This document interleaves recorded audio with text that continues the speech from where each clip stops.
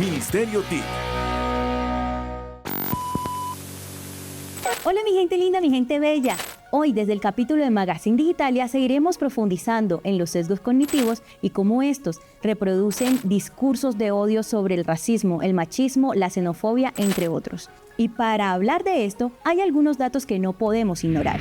Según la UNESCO, entre enero y marzo de 2021, se eliminaron 85.247 videos en YouTube que violaban la política de discursos de odio.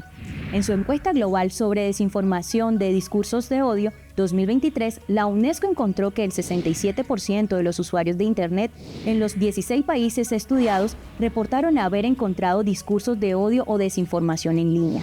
En el contexto de Colombia, el 60% de las requisas policiales son hechas a personas afrodescendientes. Durante el paro nacional de 2021, 39,7% de las víctimas fueron jóvenes negros de 18 a 28 años y menos del 5% de esos casos avanzó a sanciones.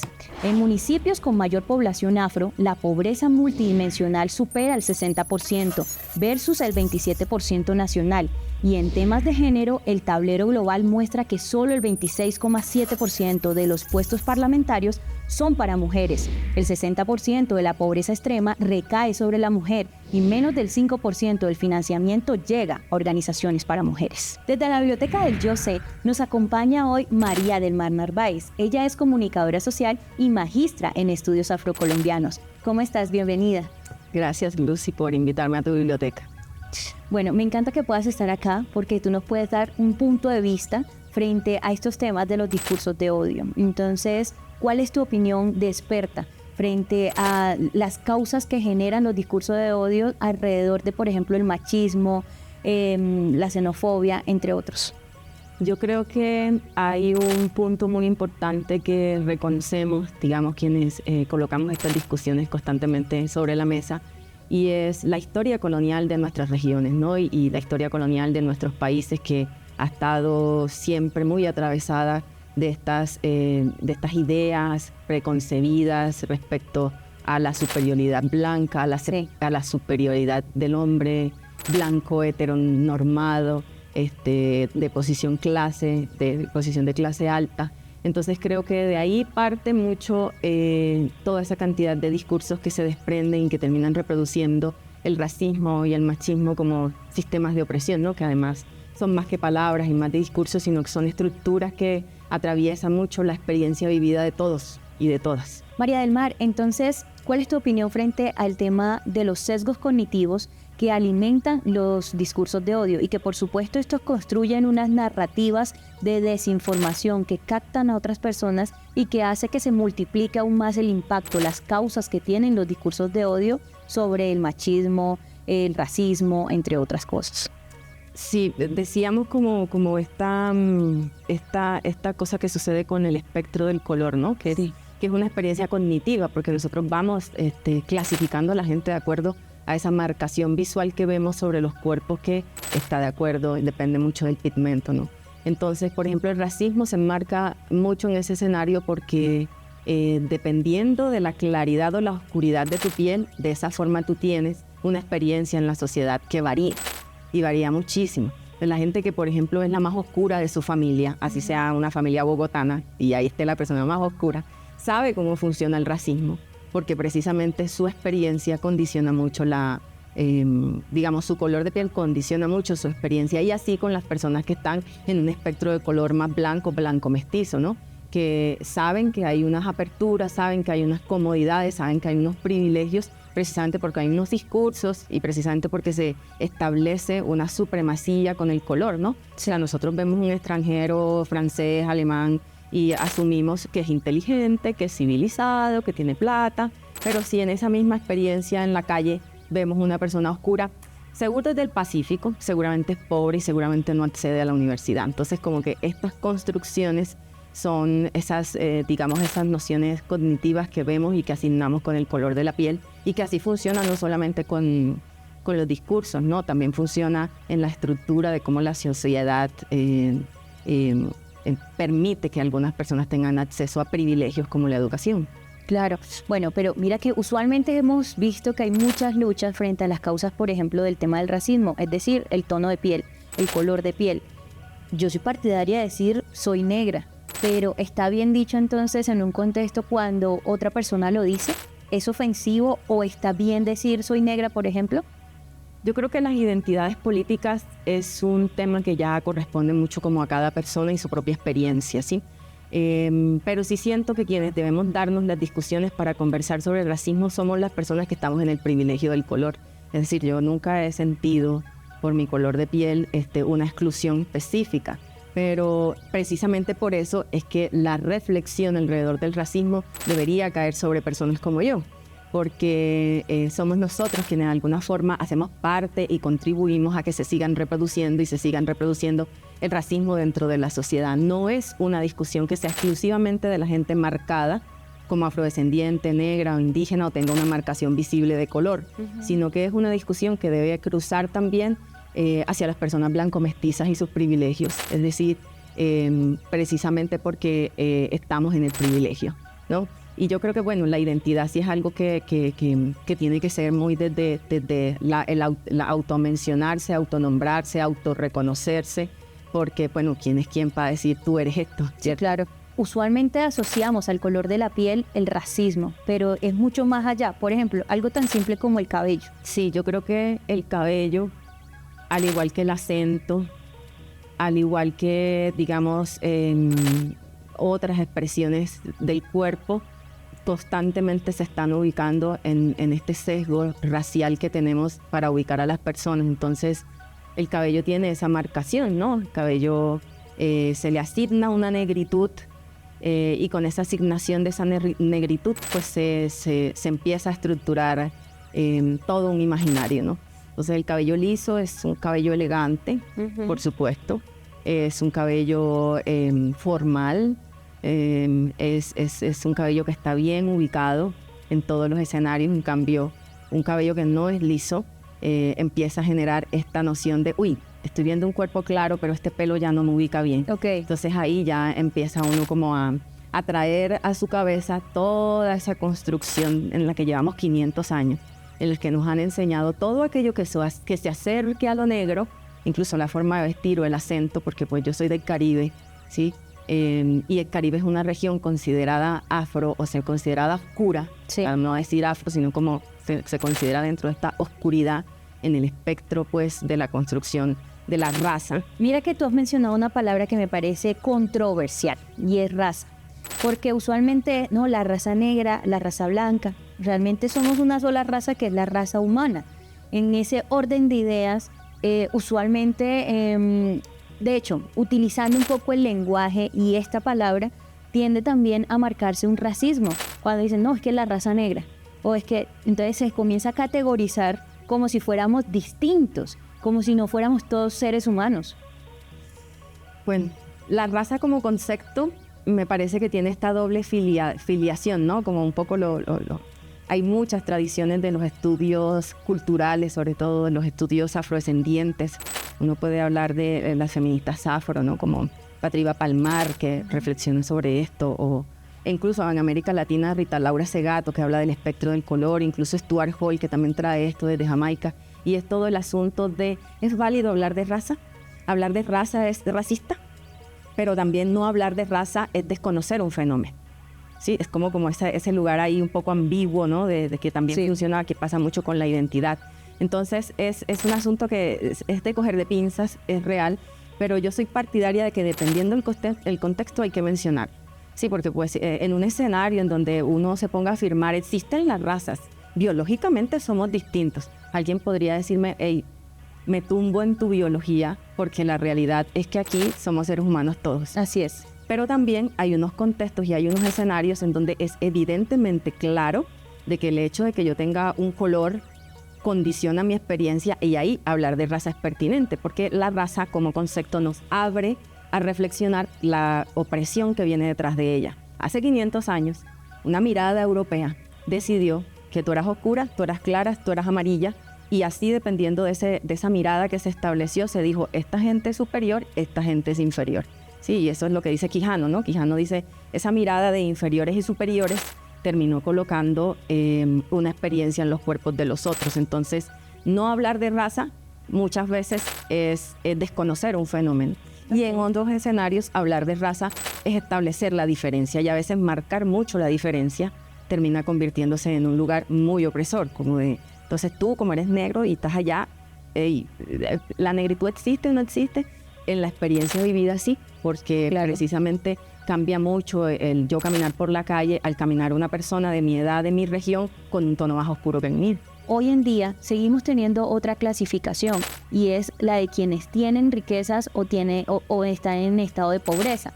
En ese orden de ideas que nosotros vivimos en un mundo moderno que tiene una clasificación según el acceso económico que tenemos, este termina siendo también una forma de amplificar y de también construir nuevos sesgos que además hacen que se multiplique el efecto que tiene el sesgo frente al tema del racismo, el machismo, entre otros.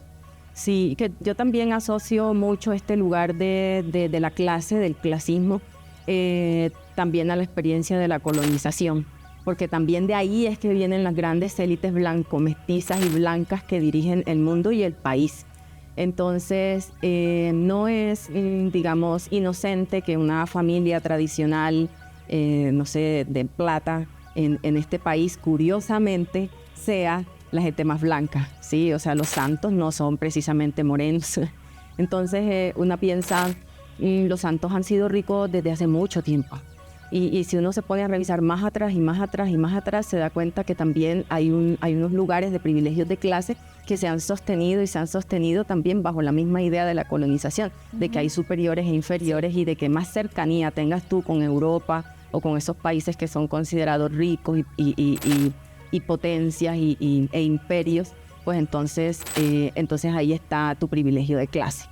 Si yo soy mujer afro con una condición de discapacidad en un territorio de pobreza y en condición de pobreza, esto hace que tenga un conjunto de sesgos que además empeoran la situación precisamente frente a la discriminación y la forma en cómo se amplifican justamente en una sociedad moderna como la que vivimos.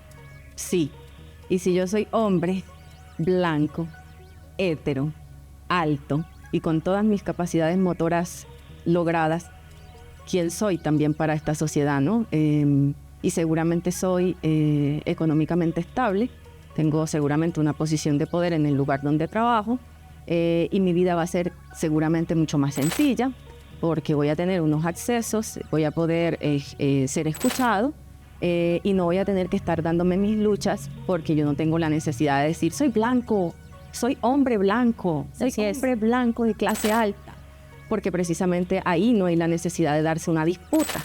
Y como no hay la necesidad de darse una disputa es porque estás en el privilegio, amigo.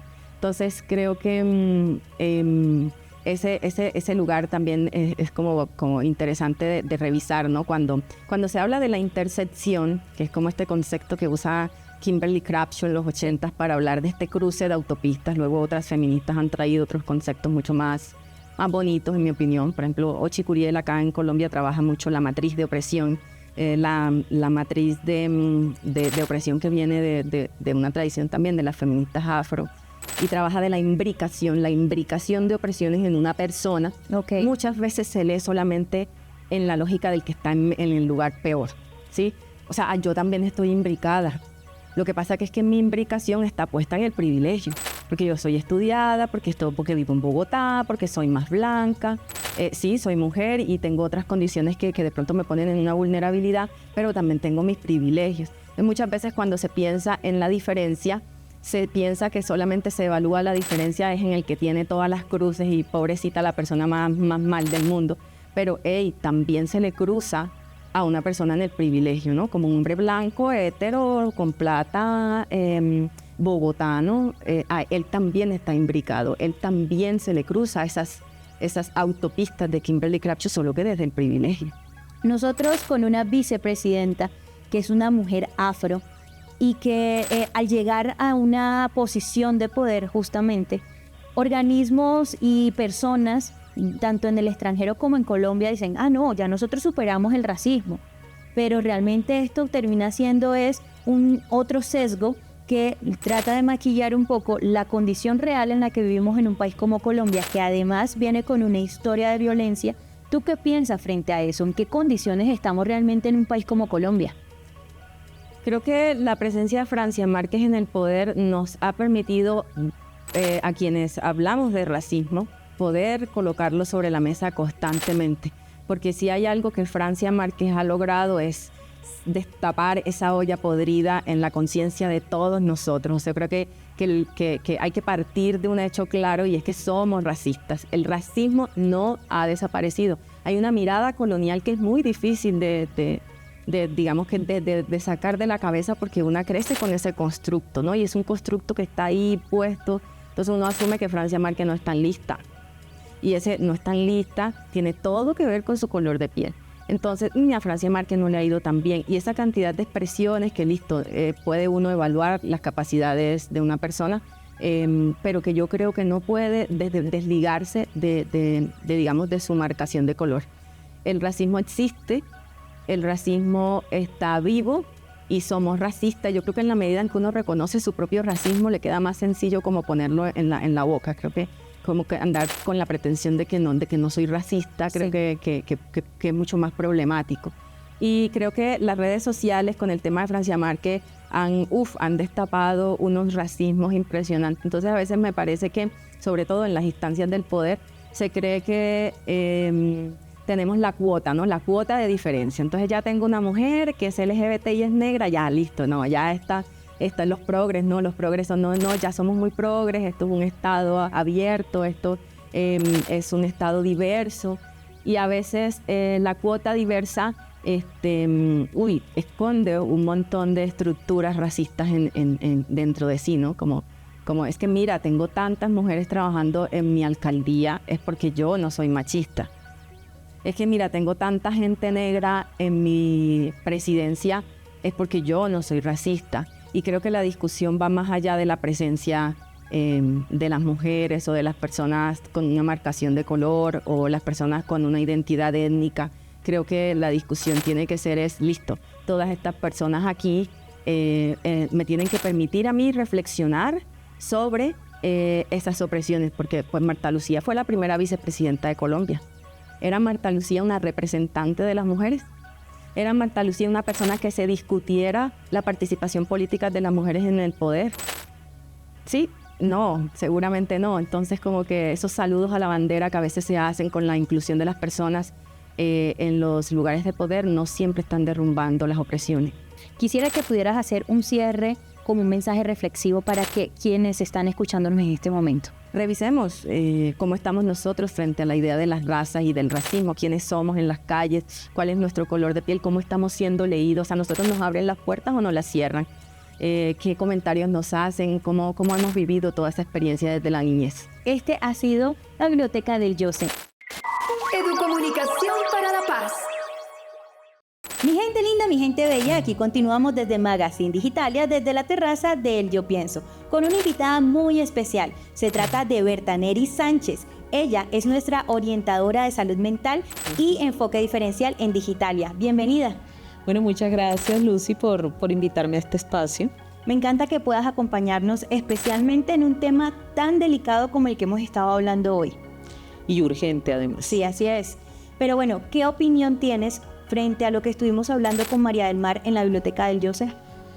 Me quedé con varias reflexiones, ¿sabes? Me gustó mucho esa primera parte y yo creo que una de las reflexiones que más tengo presente es la urgencia que tenemos como sociedad de declararnos antipatriarcales, antirracistas.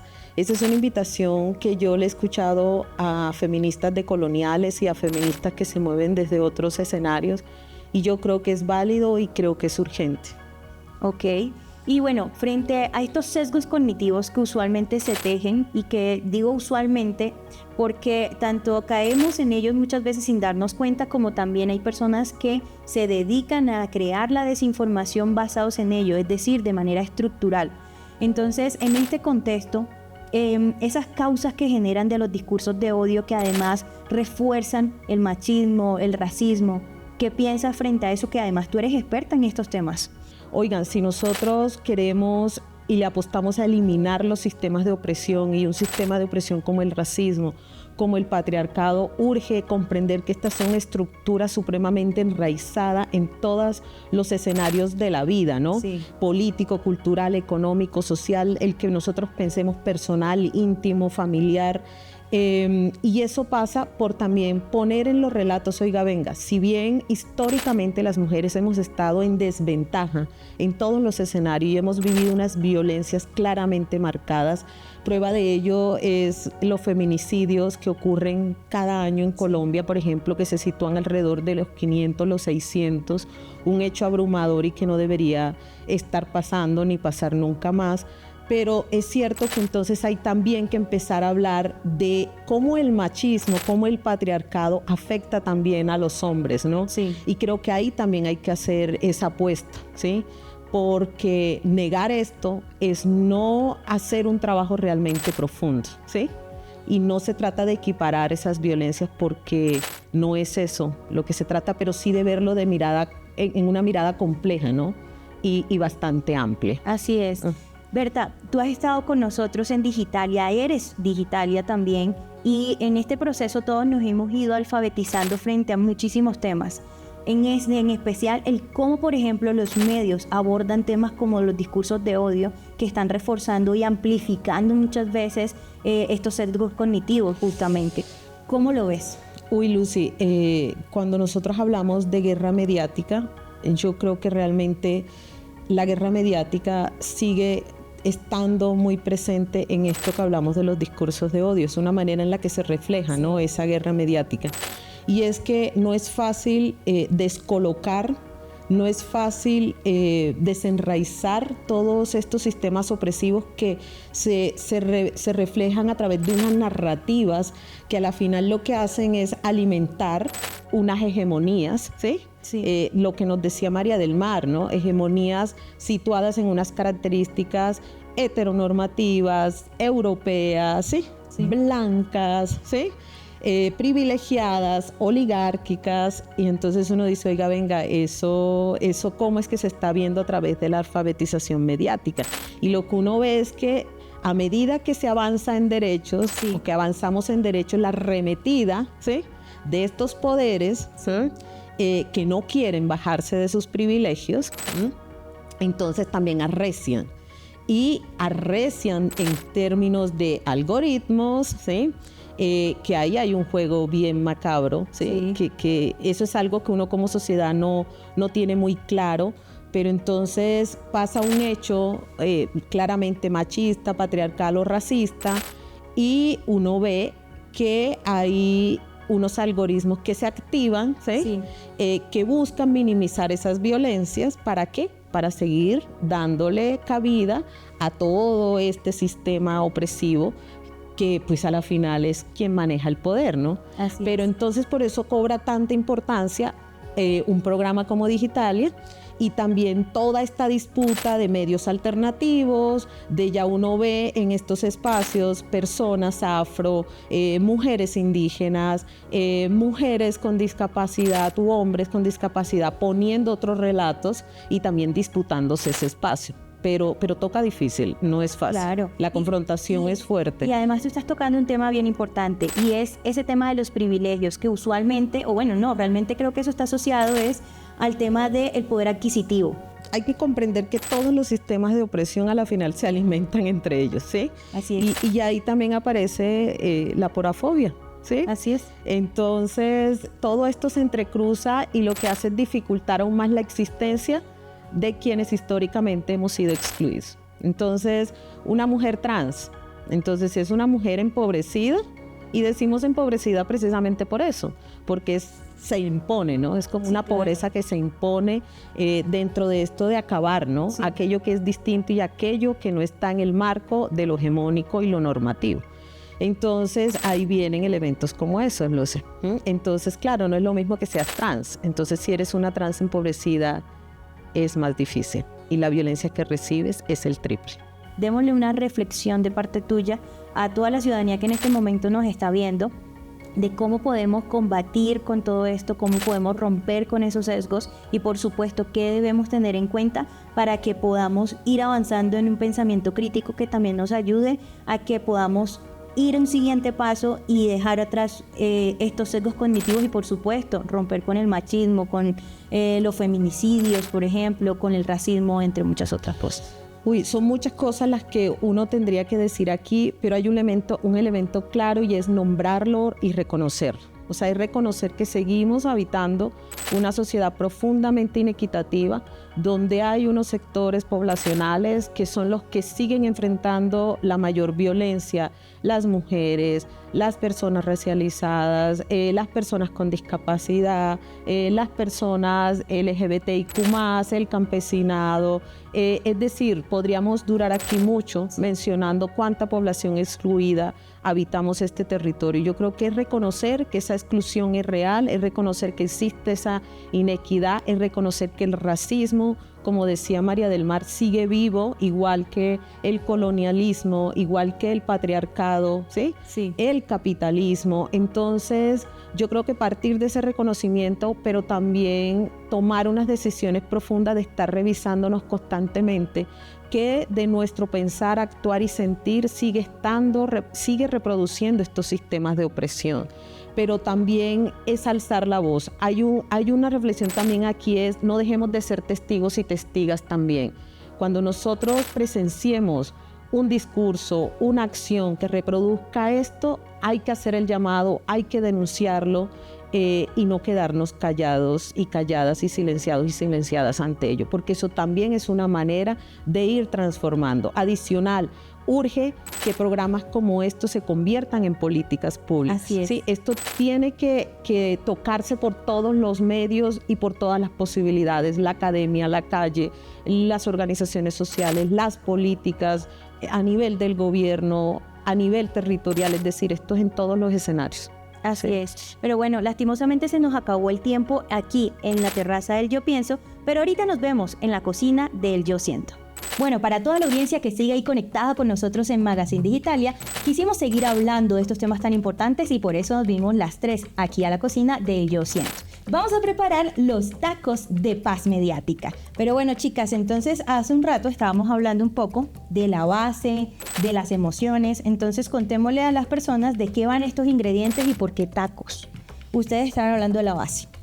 Sí, estábamos pensando cómo podrían estas tortillas representar como ese pie muy identitario también de cada uno de nosotros y de nosotras, que nos permite ser herramientas para lidiar con todos estos discursos de odio, por ejemplo, en las redes sociales, ¿no? Sí. Y una de las cosas que decíamos es cómo puede la base del taco ser también una formación política propia que puede estar conversando con los otros y con las otras, o en los accesos que tengamos a la información, cómo podemos desde ahí posicionarnos también contra el racismo,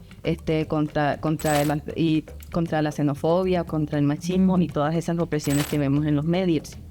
Así es. Y Berta, tú nos hablabas de las emociones. Sí, pensando en cómo hacerle frente, ¿no?, a estos discursos de odio. Entonces es también ser conscientes de reconocer todas esas emociones que los discursos de odio despiertan. Y también esa invitación a, bueno, porque es que siento esto, ¿no? ¿Y cómo es que voy a gestionar esto? Porque también es cierto que estos discursos hacen profundo daño a la psiquis, a las emociones y a la vida de las personas. El discurso de odio no queda por allá arriba, no queda en la nube, ¿sí? O sea, el discurso de odio no queda en la nube. El discurso de odio se traslada al cuerpo, a la corporalidad, a las emociones, y rompe y daña vidas. Incluso un discurso de odio sistemático puede llevar a que las personas se suiciden, porque lo que hace es potenciar toda una historia de violencia o un continuum de violencias que llamamos también, ¿sí? Entonces ahí es hacer ese llamado, ¿no? Y bueno, acá también tenemos otros ingredientes, y es que vamos a preparar un guacamole. Este guacamole es ese componente AMI que tenemos desde Digitalia. Por ejemplo, acá vamos a cortar, porque el aguacate lo vamos a cortar para abrirlo y poder hacer el guacamole. Entonces vamos a cortar con los discursos violentos, vamos a parar allí con la respuesta con el mismo tono de violencia. Precisamente la idea es que podamos hacer paz mediática. Tenemos estos limones que vamos a ponerlos como la verificación de las fuentes. ¿Por qué? Porque cuando nosotros, por ejemplo, tomamos un limón, tenemos que verificar que esté bien, que esté bueno, porque además, si un limón ya está dañado, ¿qué hace? Nos daña toda la receta que estemos haciendo. Va a cambiar ese sabor y va a ser amargo o va a saber mal, va a saber mal. La cebolla, entonces, por ejemplo, va a representar esa investigación que nos toma tiempo, pero que es contundente, que podamos contrastar la información, verificarla, indagar sobre ella, porque además tenemos capas. Y en la medida que las vamos abriendo, que vamos descubriendo estas capas, vamos conociendo mucho más de ellas. Y por acá tenemos la proteína. Y esta proteína son esos nutrientes que necesitamos, es decir, el pensamiento crítico en términos generales. Con ello vamos a poder combatir la desinformación y, por supuesto, romper con los discursos de odio. Educomunicación para la paz. Mi gente linda, mi gente bella, continuamos desde la cocina de Yo Siento. Y bueno, ya vamos a armar nuestros tacos justamente, pero de las cosas que estábamos hablando detrás de cámara era, por ejemplo, nosotros cuando armamos estrategias lo hacemos de manera transmedial. Pensamos en diferentes canales, ingredientes y sabores para que les llegue a todo el ciudadano, por ejemplo, los temas de alfabetización mediática e informacional. Así lo trabajamos desde Digitalia, para que todos puedan tener un espacio y puedan, por supuesto, utilizar estas herramientas, tecnologías, conocimientos, elevar sus habilidades y capacidades. Pero bueno, Berta, desde el trabajo que hemos estado haciendo desde Digitalia, por ejemplo, ¿por qué es tan importante la labor que tú has hecho del enfoque diferencial? Bueno, y digamos que más que la labor que yo he hecho es cómo Digitalia se ha pensado el enfoque diferencial, ¿cierto? Sí. Para la alfabetización mediática e informacional. Lucy, mira, es que no tendría sentido que no se tuviera en cuenta el enfoque diferencial, porque no es posible la paz mediática si no hacemos un reconocimiento de quienes habitamos este territorio. Y sobre todo porque venimos de transitar una guerra de más de 70 años. Así es. Y esa guerra ha tenido un gran origen en la desigualdad, en la inequidad, ¿sí? No solo hacia poblaciones, sino hacia regiones, ¿sí? Y espacios geográficos de este país. Entonces, no es posible pensar en transitar hacia la paz, incluida la paz mediática, sin tener en cuenta todas esas voces. Y eso implica ponerlas sobre la mesa, que sean protagonistas, no solo para que consuman contenidos respetuosos, dignos, donde ellas se sientan representadas y hagan parte, sino donde también creen contenido, ¿sí? Sí. Con estas mismas condiciones.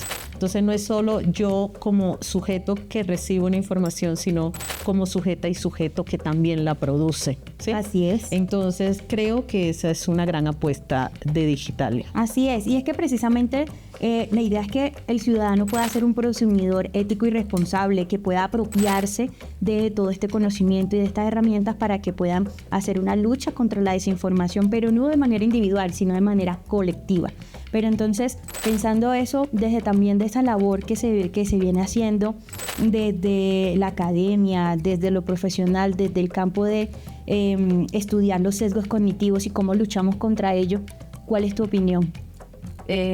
Siento que estas apuestas, por ejemplo, como la que hemos hecho hoy, una conversa entre tres mujeres caribeñas, sabaneras, sí. Nos faltó el suero, mujer. Creo que le apuntan un poco a esa reflexión política que es necesaria, que hemos conversado, y esa educación mediática que falta para poder reconocer no solamente estas violencias como las reproducimos, sino hacerles frente, ¿no? Como mezclar ingredientes que nos permitan a nosotros poder tener una herramienta clave y decir, ya sé cómo puedo hacer esto cuando a veces carezco de esto. Y no hay medios de comunicación que lo hagan. No lo hay, no está en la televisión tradicional, no está en la prensa tradicional, entonces creo que hay que seguir apostando a estas alternativas. Así es. Y yo creo que se trata de no comer entero, ¿no? Que es una cosa que también decimos mucho desde la AMI, ¿sí? Y de esto se trata. Por eso también hemos sido conscientes qué ingredientes están aquí y por qué cada ingrediente está aquí, ¿sí? Y yo creo que eso también en último es lo profundo de la AMI, ¿no? Así es. Nada es porque sí. Ay, mágicamente no. Hay toda una conciencia alrededor del AME. Pues esta fue una conversación increíble y la idea es que podamos seguir ampliando mucho más, así que invitamos a que todos los ciudadanos puedan seguirnos a través de nuestras redes sociales y por supuesto nuestra página web. Redes sociales @digitalia_col y página web digitalia.gov.co. Ahorita los invito a que se vayan al Laboratorio Tecnológico con Juan Pablo Wiches. Los discursos de odio no solo nacen en las calles o en las conversaciones, también se fabrican, se multiplican y se aceleran en los algoritmos. Hoy, en el Laboratorio de Digitalia, vamos a entender cómo la tecnología puede convertirse en combustible para el racismo, el machismo o la xenofobia, sin que nos demos cuenta. Según la UNESCO, en 2023, el contenido con carga emocional negativa, como el miedo, la rabia o el desprecio, tiene un 70% más de probabilidad de ser recomendado por algoritmos. Estamos hablando entonces de que el algoritmo no es neutral. Los algoritmos tienen prioridades. Mantenerte conectado, predecir qué te va a interesar, mostrarte contenido emocionalmente intenso. Y adivina, los discursos de odio cumplen esas 3 condiciones. Los algoritmos se alimentan del comportamiento humano, y si los datos están llenos de sesgos, la tecnología también lo estará. Por ejemplo, una gran empresa estadounidense creó un sistema de inteligencia artificial para revisar currículums y automatizar la búsqueda de talento, pero se encontró un sesgo de género inesperado contra las mujeres. El sistema penalizaba los currículums que contenían la palabra mujer, por ejemplo, capitana de club de ajedrez femenino, y desfavorecía a las candidatas para puestos técnicos. El algoritmo aprendió a discriminar porque fue entrenado con datos procesados durante una década. Dado que la industria tecnológica estaba dominada por hombres, el sistema de inteligencia artificial interpretó erróneamente que los candidatos masculinos eran preferibles, replicando y amplificando el sesgo de género existente en el pasado. A pesar de los esfuerzos de los ingenieros por neutralizar el sistema para que no considerara los términos de género, el algoritmo continuó encontrando maneras de discriminar, basándose en patrones sutiles en los datos. Se terminó abandonando el proyecto para usar una herramienta de contratación basada en IA porque nunca pudo garantizar que fuera equitativo y sin sesgos. Este es un ejemplo de cómo la inteligencia artificial y los algoritmos no son inherentemente objetivos y pueden perpetuar o incluso magnificar los sesgos y prejuicios humanos presentes en los datos con los que se entrenan. La solución entonces empieza en el origen: datos diversos, transparencia, marco ético y políticas con enfoque de género, y las decisiones del modelo empiezan a cambiar. Esto fue todo por hoy en nuestro Laboratorio Tecnológico. Recuerda sintonizarnos en el canal 13 y en nuestro canal de YouTube, @digitalia_col. Nos vemos en el próximo capítulo. Muchas gracias, Juan Pablo, por esa información tan valiosa que nos das desde el Laboratorio Tecnológico del Yo Hago. Y bueno, este fue Magazine Digitalia, así que los invitamos a que puedan ampliar mucho más de estos temas en nuestras redes sociales, @digitalia_col y por supuesto en nuestra página web digitalia.gov.co. Hasta la próxima.